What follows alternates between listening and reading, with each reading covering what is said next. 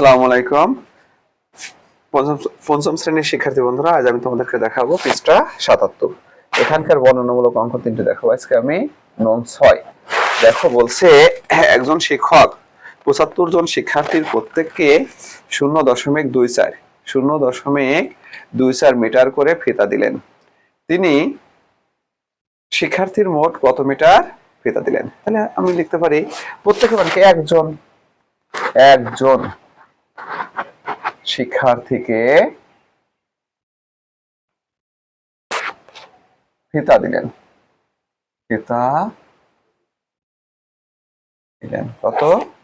0.24 metre. অতএব তোমার কত? 75 জনকে ফিতা দিলেন। কতটুকু? 0.24 গুণ 75 গুণ ফিতা দেবে, কারণ একজন যা পাবে, দুজনে 2 গুণ, তিনজনে 3 গুণ, তাহলে 75 জনে 75 গুণ।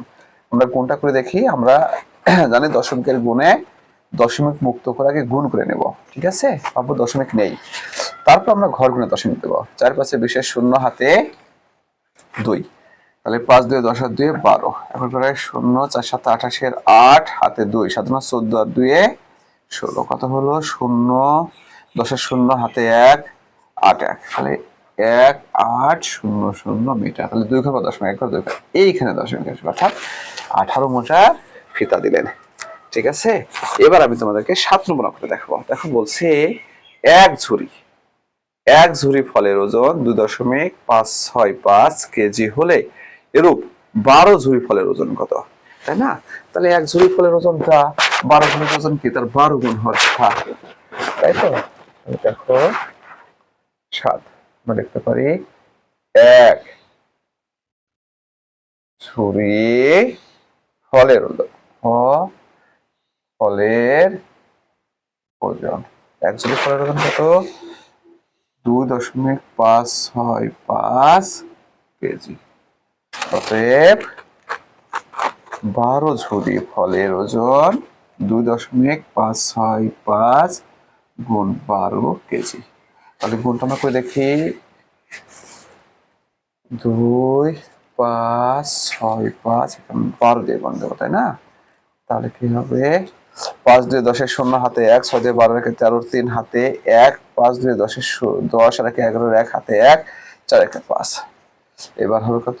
5 6 5 2 0 8 7 0 3, কত হয়? 3 0 7 8 0 কেজি। তাহলে 1 2 3 1 2 3, এই দেখো এখানে সংখ্যা, তাই না?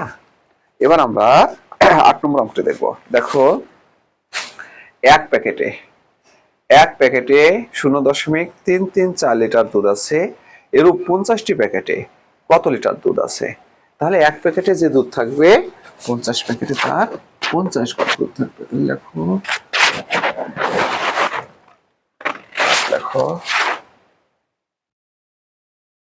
এক প্যাকেটে দুধ আছে কত? তোমার 0.334 লিটার।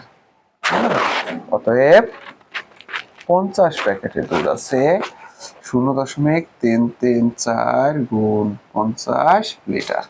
তাহলে আমরা গুণ করে দেখি। 3 3 4, একে 5 দিয়ে গুণ দেই, তাই না?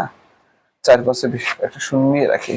4 5 বিশেষ 0 হাতে 2, 3 15 16 17 7 হাতে 1, 3 15 16, তাহলে 0 7 6 1, তাহলে 1 2 3, তাহলে 1 2 3 এখানে দশমিক। তো ফ্রেন্ডস, সবাইকে অসংখ্য ধন্যবাদ।